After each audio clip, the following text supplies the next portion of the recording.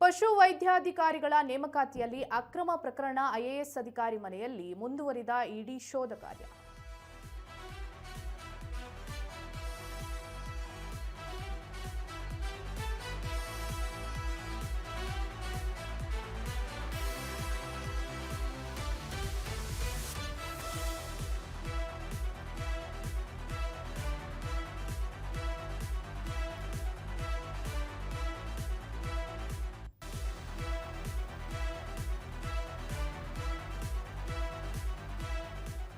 KPSC ಹಗರಣದ ಹಿನ್ನೆಲೆ ಏನು ಇಡಿ ದಾಳಿ ಆಗಿತ್ತು. ಅದರ ನಂತರ ಐಎಎಸ್ ಅಧಿಕಾರಿ ಜ್ಞಾನೇಂದ್ರ ಕುಮಾರ್ ನಾಪತ್ತೆ ಆಗಿದ್ರು. ಅದಾದ ನಂತರ ಐಎಎಸ್ ಅಧಿಕಾರಿ ಜ್ಞಾನೇಂದ್ರ ಮನೆಯಲ್ಲಿ ಇಡಿ ಶೋಧ ಕಾರ್ಯ ಮುಂದುವರೆದಿತ್ತು. ಕಳೆದ 6 ಗಂಟೆಯಿಂದ ಪರಿಶೀಲನೆಯನ್ನ ನಡೆಸಿದ್ರು ಇಡಿ ದಾಳಿ. ಇನ್ನು ಐಎಎಸ್ ಅಧಿಕಾರಿ ಜ್ಞಾನೇಂದ್ರ ಕುಮಾರ್ ಮನೆ ಮೇಲೆ ದಾಳಿ ಆಗಿತ್ತು. ಆದರೆ ಕೆಪಿಎಸ್ ಹಗರಣ ಸಂಬಂಧ ಇಡಿ ಅಧಿಕಾರಿಗಳಿಂದ ದಾಳಿಯಾಗಿತ್ತು. ಆಗಸ್ಟ್ 20ರಂದು ನಾಪತ್ತೆಯಾಗಿದ್ರು ಜ್ಞಾನೇಂದ್ರ ಕುಮಾರ್. ಕೆಪಿಎಸ್ಸಿಯಲ್ಲಿ ಕೆಲಸ ಮಾಡ್ತಿದ್ರು. ಕೆಪಿಎಸ್ಸಿ ಪರೀಕ್ಷೆಯ ಕಂಟ್ರೋಲರ್ ಆಗಿದ್ರು. ಪಶುವೈದ್ಯಾಧಿಕಾರಿ ಪರೀಕ್ಷೆಯ ಉಸ್ತುವಾರಿಯನ್ನ ನಡೆಸಿದ್ರು ಈ ಜ್ಞಾನೇಂದ್ರ ಕುಮಾರ್. ಏನು ಶಿವಶಂಕರಪ್ಪ ಅವರ ಮನೆ ಮೇಲೆ ಹಾಗೂ ಇನ್ನುಳಿದ ಕಡೆ ದಾಳಿಯನ್ನ ನಡೆದಿತ್ತು. ಅದಾದ ನಂತರ ನಾಪತ್ತೆಯಾಗಿದ್ರು. ಇನ್ನು ಇವರು ನಾಪತ್ತೆಯಾಗಿದ್ದಾರೆ ಎನ್ನುವಂತ ಸುದ್ದಿ ಹರಡ್ತಿದ್ದಂಗೆ ಗೃಹ ಸಚಿವ ಪ್ರಿಯಾಂಕ್ ಖರ್ಗೆ ಹೇಳಿಕೆಯನ್ನು ಸಹ ಕೊಟ್ಟಿದ್ರು. ಇಲ್ಲ, ಅವರು ಯಾವುದೇ ರೀತಿಯಾದಂತಹ ಭಯಕ್ಕೆ ನಾಪತ್ತೆಯಾಗಿದ್ದಲ್ಲ ಅಂತ. 10 ವರ್ಷ ಆಯಕಟ್ಟಿನ ಪ್ರಭಾವಿ ಹುದ್ದೆಗಳಲ್ಲಿ ಕಾರ್ಯನಿರ್ವಹಿಸಿದ್ರು. ಕಳೆದ ಮಾರ್ಚ್ ವರೆಗೂ ಕೆಪಿಎಸ್ಸಿಯಲ್ಲಿ ಜ್ಞಾನೇಂದ್ರ ಸೇವೆಯನ್ನ ಸಲ್ಲಿಸಿದ್ರು. ಜ್ಞಾನೇಂದ್ರ ಕುಮಾರ್ ಕಾಣೆಯಾಗಿಲ್ಲ ಎಂದ ಪ್ರಿಯಾಂಕ್ ಖರ್ಗೆ ಹೇಳಿದ್ರು ನಿನ್ನೆ. ಜ್ಞಾನೇಂದ್ರ ಕುಮಾರ್ ಕಾಣೆಯಾಗಿಲ್ಲ, ಅವರು ನೇಟಿವ್ ಹೋಗಿದ್ದಾರೆ ಅಂತ. ತಂದೆಯ ಅನಾರೋಗ್ಯದಿಂದ ಯುಪಿಗೆ ತೆರಳಿದ್ದಾರೆ ಅಂತ ಪ್ರಿಯಾಂಕ್ ಖರ್ಗೆ ಹೇಳಿಕೆಯನ್ನ ಕೊಟ್ಟಿದ್ದಾರೆ. ಅದಾದ ನಂತರ ಜ್ಞಾನೇಂದ್ರ ಕುಮಾರ್ ಮನೆ ಮೇಲೆ ಇಡಿ ರೇಡ್ ಆಗಿದೆ. ಮನೆಯಲ್ಲಿ ಜ್ಞಾನೇಂದ್ರ ಕುಮಾರ್ ಕೂಡ ಇಲ್ಲ, ಅವರು ನಾಪತ್ತೆಯಾಗಿದ್ದಾರೆ. ಜೊತೆಗೆ ಕುಟುಂಬಸ್ಥರು ಕೂಡ ಯಾರೂ ಇಲ್ಲ.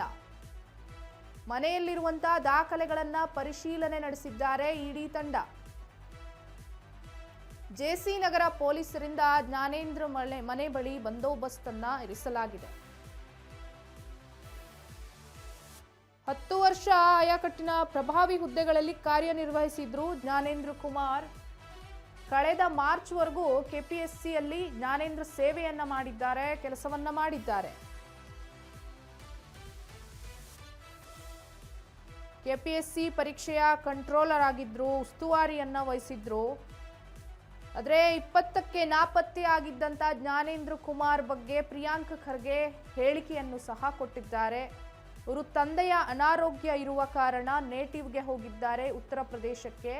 ಯಾವುದೇ ರೀತಿಯಾದಂಥ ಭಯದಿಂದ ಹೋಗಿಲ್ಲ ಅಂತ ಪ್ರಿಯಾಂಕ್ ಖರ್ಗೆ ಹೇಳಿಕೆಯನ್ನ ಕೊಟ್ಟಿದ್ರು. ಅದಾದ ನಂತರ ಅವರ ಮನೆಯಲ್ಲಿ ಇಡಿ ದಾಳಿಯನ್ನ ಮಾಡಿದೆ. ಆದರೆ ಮನೆಯಲ್ಲಿ ಕುಟುಂಬಸ್ಥರು ಕೂಡ ಯಾರೂ ಇಲ್ಲ. ಕೆಲವೊಂದು ದಾಖಲೆಗಳನ್ನ ಪರಿಶೀಲನೆ ಮಾಡಿದ್ದಾರೆ. ಕಳೆದ 6 ಗಂಟೆಯಿಂದ ಪರಿಶೀಲನೆಯನ್ನ ನಡೆಸುತ್ತಿದ್ದಾರೆ ಇಡಿ ತಂಡ.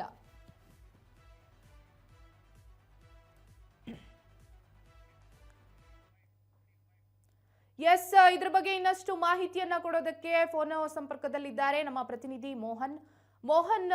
ಇವರು ಏನು ಐಎಎಸ್ ಅಧಿಕಾರಿ ಜ್ಞಾನೇಂದ್ರ ಕುಮಾರ್ ಇದ್ದಾರೆ, ಇವರು ಮನೆಯಲ್ಲಿ ಇವರಂತೂ ಇಲ್ಲ, ನಾಪತ್ತೆಯಾಗಿದ್ದಾರೆ. ಜೊತೆಗೆ ಕುಟುಂಬಸ್ಥರು ಇಲ್ಲ ಅಂತಲ್ಲ, ಏನ್ ಅಪ್ಡೇಟ್ ಇದೆ, ಏನ್ ಮಾಹಿತಿ ಇದೆ ಮೋಹನ್? ಹೌದು ರಾಶಿಕಾ, ಏನು ಈ ಕೆಪಿಎಸ್ಸಿ ಹಗರಣ ಇತ್ತು, ಇದು ನಿಜಕ್ಕೂ ರಾಜ್ಯದ ಜನತೆಯನ್ನು ಬೆಚ್ಚಿ ಬೀಳಿಸುವ ಹಂತಕ್ಕೆ ಕರೆದುಕೊಂಡು ಹೋಗಿರುವಂತದ್ದು. ಇನ್ನು ನಿನ್ನೆ ಪಶುವೈದ್ಯಾಧಿಕಾರಿ ನೇಮಕಾತಿಯಲ್ಲಿ ಅಕ್ರಮ ಪ್ರಕರಣದ ಐಎಎಸ್ ಅಧಿಕಾರಿ ಏನಿದ್ರು ಜ್ಞಾನೇಂದ್ರ, ಇವರ ಮನೆ ಮೇಲೆ ಕೂಡ ಇಡಿ ರೈಡ್ ಆಗಿರುವಂತದ್ದು.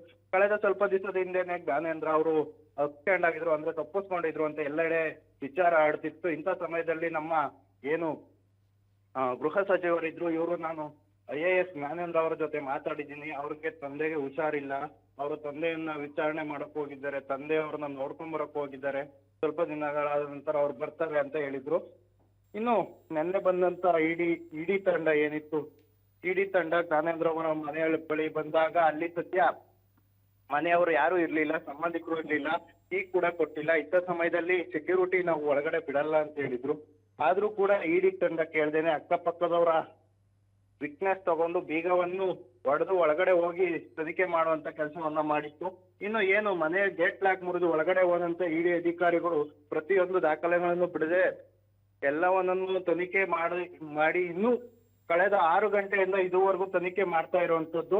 ಮತ್ತು ಏನು ಈ ಇಡಿ ತಂಡ KPSCಯಲ್ಲಿ ಯಾರ್ಯಾರು ಭಾಗಿಯಾಗಿದ್ರು ಪ್ರತಿಯೊಬ್ರು ಮನೆನೂ ಕೂಡ ಬಿಡ್ತೇನೆ, ಎಲ್ಲಾರ ಮನೆ ಕೂಡ ಸರ್ಚ್ ಮಾಡ್ತಾ ಇರೋಂಥದ್ದು. ಇನ್ನು ಜ್ಞಾನೇಂದ್ರ ಮನೆಯನ್ನ ಕಳೆದ 6 ಗಂಟೆಯಿಂದ ಪರಿಶೀಲನೆ ನಡೀತಿದೆ. ಇನ್ನು ಯಾವುದು ಅಕ್ರಮ ಯಾವುದು ಸಕ್ರಮವನ್ನ ಕಾದ್ ನೋಡ್ಬೇಕಾಗಿದೆ. ಇಡಿ ಏನ್ ಹೇಳುತ್ತೆ ಅನ್ನೋದನ್ನ ಫೈನಲ್ ಆಗುತ್ತೆ ರಾಶಿಕಾ. ಓಕೆ ಮೋಹನ್, ಧನ್ಯವಾದ ತಮ್ಮೆಲ್ಲ ಮಾಹಿತಿಗಾಗಿ. ಎಸ್, ಜ್ಞಾನೇಂದ್ರ ಕುಮಾರ್ ನಾಪತ್ತೆಯಾದ ನಂತರ ಅವರ ಮನೆ ಮೇಲೆ ದಾಳಿ ನಡೆದಿದೆ. ಆದರೆ ದಾಳಿಯ ಸಂದರ್ಭದಲ್ಲಿ ಕುಟುಂಬಸ್ಥರು ಕೂಡ ಇರಲಿಲ್ಲ. ಬೀಗವನ್ನ ಒಡೆದು ದಾಳಿಯನ್ನ ಮಾಡಲಾಗಿದೆ. ಪರಿಶೀಲನೆಯನ್ನ ನಡೆಸಿದ್ದಾರೆ, ಕೆಲವೊಂದು ದಾಖಲೆಗಳನ್ನ ಹಿಡಿದು.